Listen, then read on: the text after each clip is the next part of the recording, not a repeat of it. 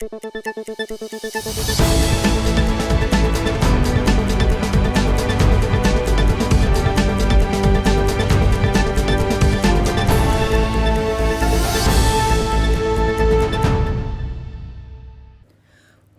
to Kayhan Life. This is your weekly Iran news update.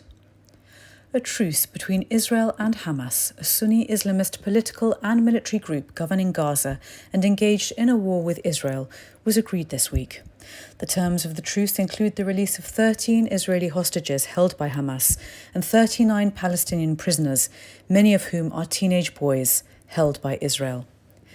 The Israel-Hamas war began on October 7th, following a deadly attack by Hamas inside Israel.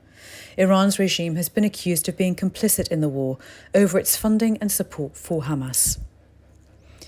Emigration from Iran has hit record levels, according to data published by the Organization for Economic Cooperation and Development and the UN's Refugee Agency.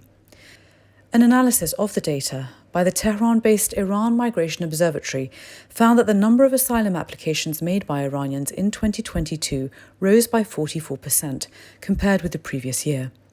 The rise in migration has been linked by analysts to Iran's political and economic woes, following brutal crackdowns on demonstrators and a soaring inflation rate along with US-led sanctions.